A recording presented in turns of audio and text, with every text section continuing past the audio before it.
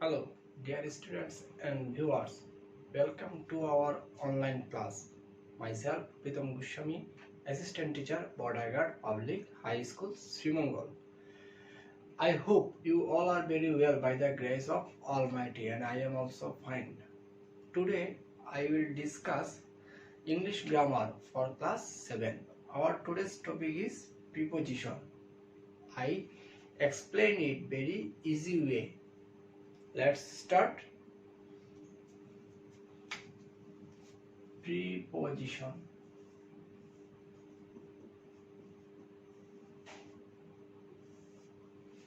আমরা এই প্রিপোজিশনটি একটি সার্কেলের মাধ্যমে কিভাবে খুব সহজে মনে রাখা যায় তার পদ্ধতিটা আজকে দেখব।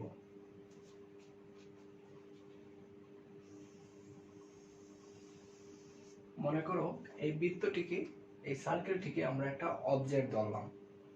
তাহলে এই অবজেক্টের সাথে যদি কোনো বস্তু স্পর্শ করে থাকে, যদি কোনো বস্তু স্পর্শ বোঝায়, তাহলে সে সময় অন ব্যবহৃত হয়। যদি আবার বলছি, যদি কোনো বস্তুর সাথে কোনো কিছু স্পর্শ করা বোঝায়, তখন তার পূর্বে আমরা প্রিপোজিশন অন ব্যবহার করব। একটা এক্সাম্পল দেখি, যেমন the book is on the table। ঠিক আছে, তাহলে এই যে বইটি টেবিলের উপর স্পর্শ রয়েছে, বইটি টেবিলের উপর রাখা, তার মানে বইটি টেবিলকে স্পর্শ করেছে, সেজন্য তার পূর্বে অন ব্যবহৃত হয়েছে। এছাড়া আমরা বলতে পারি, যেমন the marker is on my hand. এই মার্কারটি আমার হাতকে স্পর্শ করেছে না, এবং সেটা হাতের উপরে রয়েছে, সেজন্য আমরা সে সময় অন ব্যবহার করলাম। ঠিক আছে, তারপরে কোন বস্তুর উপরে যদি স্পর্শ না করে থাকে, স্পর্শ বস্তুটি অনটা উপরে, এবং এখন যে যা লিখবো তাও উপরে, কিন্তু অনটা স্পর্শ করা, কিন্তু এখন যেটা লিখবো সেটা স্পর্শ করা না, বাট দুটোটাই বস্তুটির উপরে। তাহলে স্পর্শ করা না বোঝালে সেক্ষেত্রে অ্যাভাব অথবা ওভার ব্যবহৃত হবে। তাহলে অ্যাভাব কখন ব্যবহৃত হবে? যখন কোনো বস্তু স্থির থাকবে, স্থির বোঝাতে আমরা অ্যাভাব ব্যবহার করব। এবং ওভার কখন ব্যবহার করব? গতিশীল বোঝালে আমরা ওভার ব্যবহার করব। একটা এক্সাম্পল দেখি, যেমন the fan is above my head।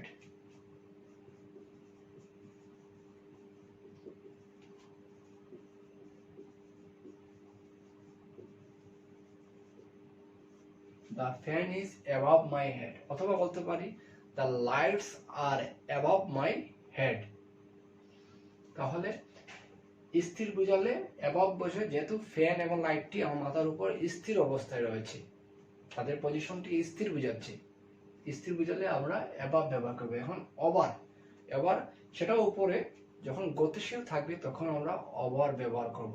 যেমন the bird flew over my head, পাখিটি আমার মাথার উপর দিয়ে উড়ে গেল। সেটা কিন্তু গতিশীল, সেটা কিন্তু আমার মাথার উপর স্থির থাকে নাই, সেটা আমার মাথার উপর দিয়ে উড়ে চলে গেছে। এছাড়াও আমরা বলতে পারি the sun passes over our head at নুন।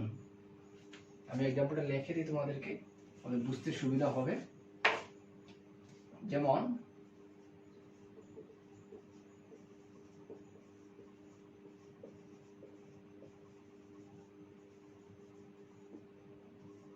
The bird flew over my head.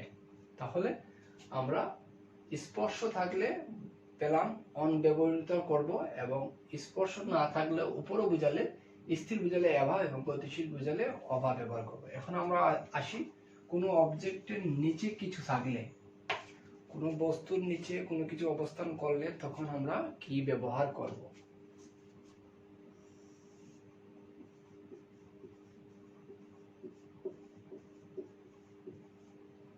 কোনো বস্তুর নিচে কোনো কিছু থাকলে সেক্ষেত্রে আমরা আন্ডার অথবা বিলো ব্যবহার করব। আন্ডার কখন ব্যবহার করব? কোনো কিছু ছায়ার নিচে, কোনো কিছু আশ্রয়ের নিচে কোনো কিছু অবস্থান করলে সেক্ষেত্রে আমরা আন্ডার ব্যবহার করব। যেমন the ball is under the table, অথবা বলতে পারি the book is under the table, অথবা আমরা বলতে পারি the man sit under the banyan tree. আমি এক্সাম্পলটা লিখে দিই। যেমন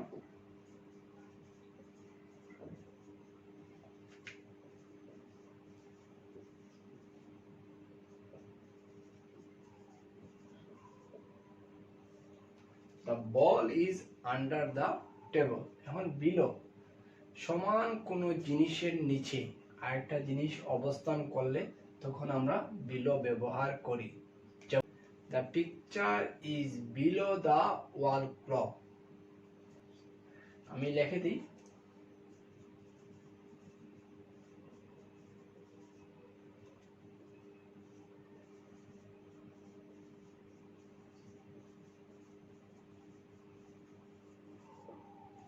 the picture is below the wall clock।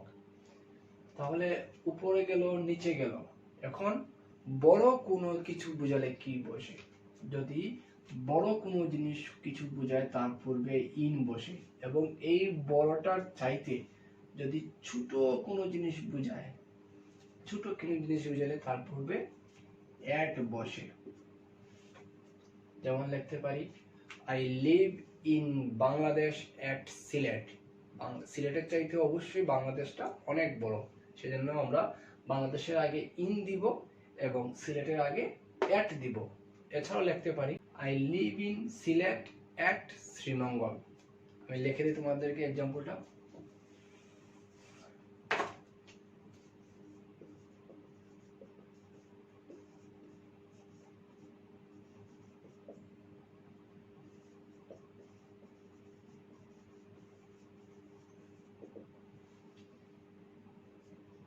যেমন I live in Sylhet at Sreemangal. অবশ্যই শ্রীমঙ্গলের চাইতে সিলেটটি অনেক বড়, সেজন্য আমরা সিলেটের আগে ইন এবং শ্রীমঙ্গলের আগে অ্যাট ব্যবহার করলাম।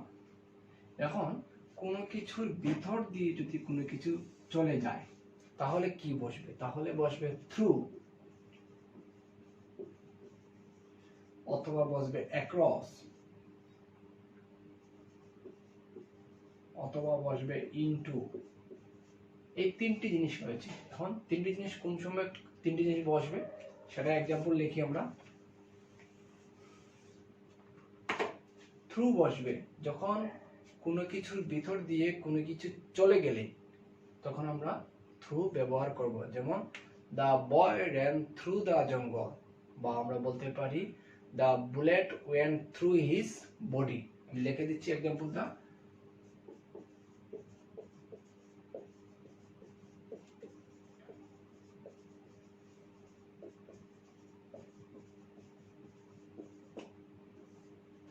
The boy ran through the jungle। তাহলে আমরা বুঝতে পারলাম কখন থ্রু বসে। এখন আমরা যাই অ্যাক্রস। অ্যাক্রস বসে যখন এক প্রান্ত থেকে অন্য প্রান্ত বোঝায় তখনই অ্যাক্রস বসে। যেমন খেলোয়াড়রা যখন মাঠে খেলা করে বা দৌড়াদৌড়ি করে তারা এক জায়গায় স্থির হিসেবে খেলতে পারে না, তারা কিন্তু এক প্রান্ত থেকে অন্য প্রান্তে দৌড়াদৌড়ি করে খেলা করে। তাহলে আমরা লিখতে পারি the players run across the field.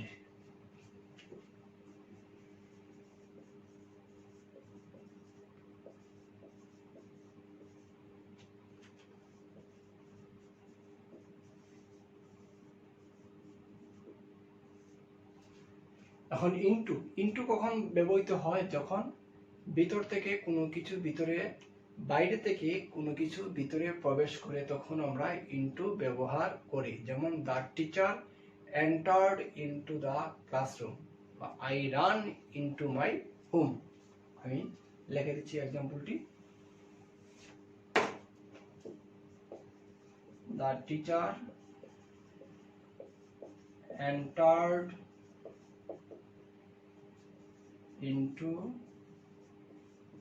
the classroom। এই গেল কোনো কিছুর ভিতর দিয়ে কোনো কিছু প্রবেশ করলে। এখন কোনো কিছুর চারপাশে কোনো কিছু বোঝালে কি বসে? তখন বসে around.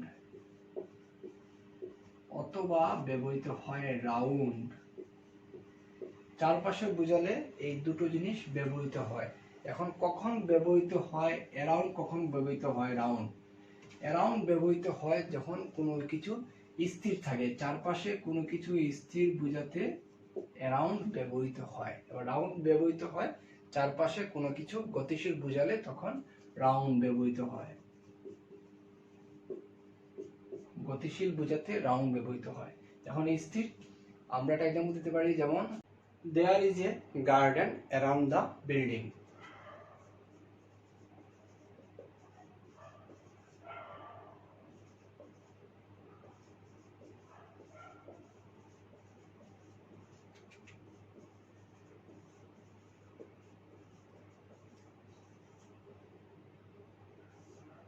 There is a garden around the building. এই বিল্ডিং এর চতুর্পাশে বাগানটি রয়েছে। বাগানটি স্থির, সেজন্য তার পূর্বে আমরা বাগানটি স্থির সেজন্য আমরা অ্যারাউন্ড ব্যবহার করলাম। এখন রাউন্ড, রাউন্ড গতিশীল বোঝালে, যেমন the earth moves round the sun.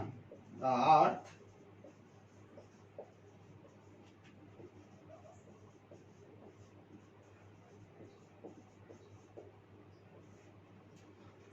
moves round the sun. যখন গতিশীল বোঝাবে তখন রাউন্ড ব্যবহৃত হবে, এবং স্থির বোঝালে অ্যারাউন্ড ব্যবহৃত হবে।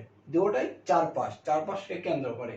এখন কোনো কিছু পাশে যদি বোঝায়, পাশে বোঝালে বিসাইড অথবা বাই ব্যবহৃত হবে। যেমন সিট বিসাইড মি অথবা সিট বাই মি। এছাড়াও আমরা বলতে পারি I walked beside the river বা I walked by the river. তোমাদের আমি লিখে দিচ্ছি এক্সাম্পলটি।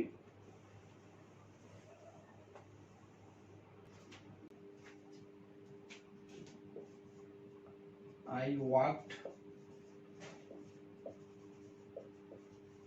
beside অথবা by the river। এখানে আমরা বিসাইডটি দিলেও হবে অথবা by দিলেও হবে, অথবা লিখতে পারি sit beside me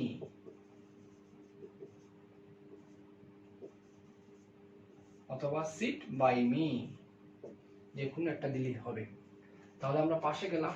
এখন এই পাশে কোনো কিছু উপরে উঠা বোঝালে, কোনো কিছু উপর দিকে উঠা বোঝালে আপ বসে। কোনো কিছু উপর দিকে উঠছে এরূপ বোঝালে আপ বসে, যেমন বসে। যেমন হি ক্লাইম্বড আপ দ্য হিল। এটা আমি লিখে দিচ্ছি তোমাদেরকে, তাহলে বুঝতে সুবিধা হবে। যেমন আপে কি লিখতে পারি, হি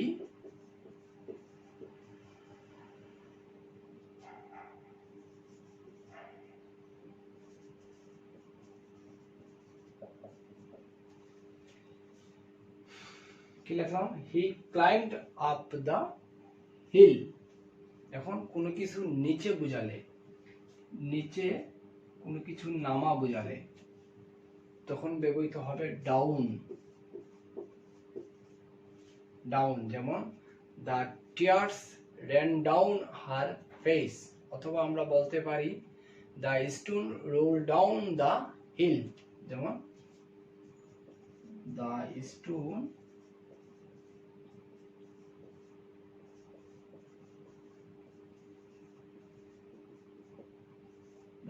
rolled down the hill, অথবা আমরা বলতে পারি tears ran down her face।